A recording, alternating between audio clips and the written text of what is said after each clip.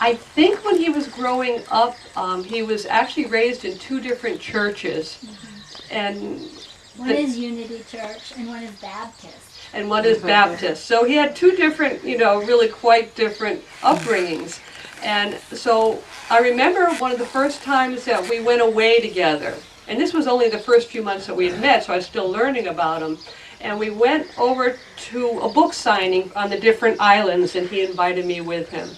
And I remember on the Big Island, I think it was, that he had started to catch a cold. I could hear a sore throat, that kind of thing. I was looking at him, and I said, "Rob, you're catching a cold." And he looked at me, and he got, if you can picture this, he actually got upset. And he walked into the bedroom and shut the door, and I'm like, what'd I do? I couldn't figure out what I'd done. And so finally, when he got over it, I was talking with him, and he said, see, the thing of it is, if you put something and you name it, and you box it, and he said, if you say that about a disease, such as a cold, you've now given it life of whatever you think a cold is. So whereas if you had said to me, it looks like you've got the sniffles or a sore throat, that would have been okay. But to name it and box it, so he was very, very much a person of words and what words meant. And that's what the switch words, like I remember one of the switch words is together. You say it when you want things to come together for you. And so one of the words that I actually use is together, and one of the words I remembered was when I lose something. Reach. To reach, because it tells the universe you're reaching to fill something. And it actually has worked all the time. So, anyway, there's certain words, and he wanted to keep that system alive. There was actually another guy who had done it, and it was starting to die out, and Nirav wanted to keep it going, and that's why he wrote that book. And he self-published it in Thailand, actually, and it's still going to this day. You can get it online. And you can go to lulu.com. Lulu.com. Lulu? Lulu.com. You can buy it directly from them. And what else can I tell you about Nirav? He liked to be self-sufficient, very self-sufficient person. And so for him to have what he had and having to learn how to receive was a big one for him.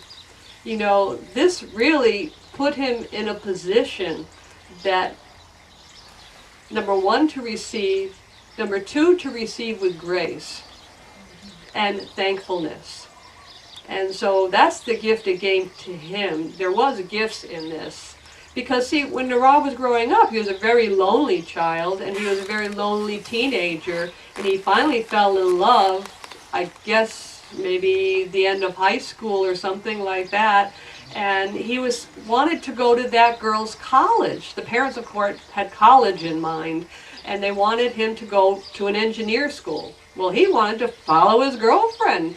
He had very, strong, he was a very stubborn person, and that was his first kind of like boom, with them, that I'm doing it my way, forget about it, I won't go to school.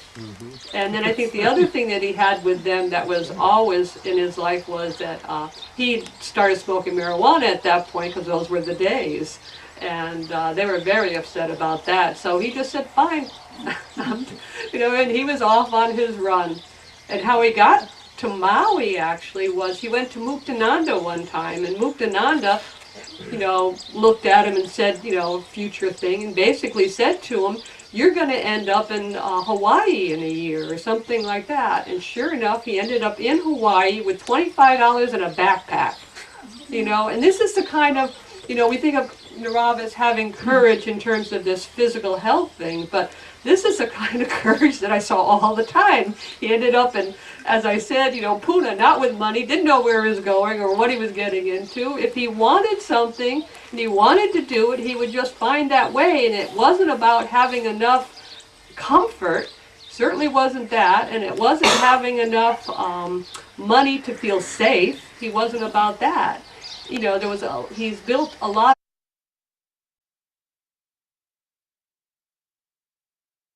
because the whole thing had gotten him in the 70s started with all of the rest of this that has followed. So he was always very thankful to Warner Earhart, and you know, he always used to go to the seminars, or when it turned into, what was it, the forum, and then it turned into Landmark.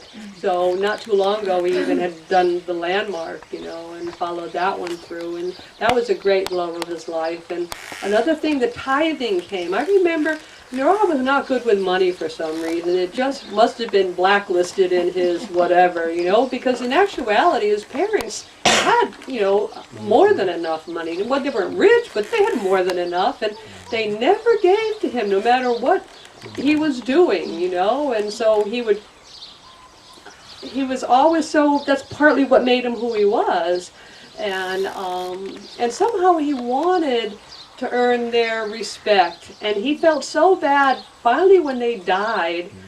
This actually within 6 months of each other, there was a little bit of an inheritance left, and he thought, oh good, now I'll invest that wisely, and then I'll live a little bit on it, like cheaply in Thailand or here or there, you know, just, and I'll finally, you know, be a little bit independent financially. And he made some bad investments. He helped give some away and everything to friends, loans and stuff. He was back where he was again, you know, and he felt so guilty. I remember he was in the hospital one day and he was telling me, I just feel so guilty about that. I don't know why. I just feel so guilty that I failed again. You know, is that whole failing somehow in your, you know, parents' eyes, you know. And that was the one thing that he felt, you know, very bad about, and I don't think ever resolved it actually. I don't know, maybe Shanti knows more, but and Kedar, that machine, I remember one time he went to the hospital not too many months ago, and he was bleeding out like he took off the bandage, and you know, and we really thought that weekend he was a goner, and we're all walking and we're looking, and he's, you know, even started saying, well, you know, the body's starting to, you know, maybe it's not, I can't even come back to it even if I did get healthy, because it's getting to a certain condition.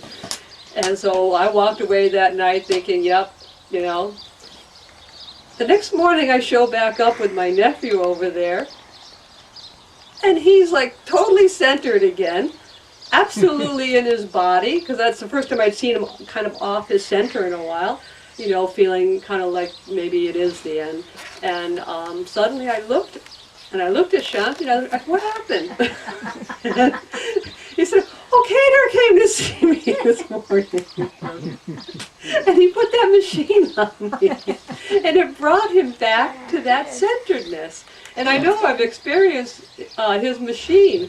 And you can even tell something, get to that point where a split second before, you know that, the green room, you know, you know, you're back in your center, but it was amazing. And after that, he started to heal again. We really thought, you know, maybe it was going to work. He was going to do the radiation finally, you know, that now they've been doing this other protocell, and they said that sometimes, you know, it'll really help with the radiation in some cases. So we really thought he was on his way again. So. The tithing, when he did have this whole financial thing, when he was starting to pick up his finances and say, what is wrong, you know, back when we were together, he started reading about tithing, giving 10% of whatever you earn. So and putting 10% in the bank of whatever you earn. And, you know, once he got into doing something, he did it very consciously and stuck with it. And it was the first time that he had actually saved some money. I think it was $1,000 or $2,000. He was absolutely amazed because he didn't have that much income coming in those days, you know, being a landscaper and living on the property and that. And so he was amazed that he could even save that fast. But he was always, always a person that no matter what he did, he always tithes from then on. And so that's it. Someone else?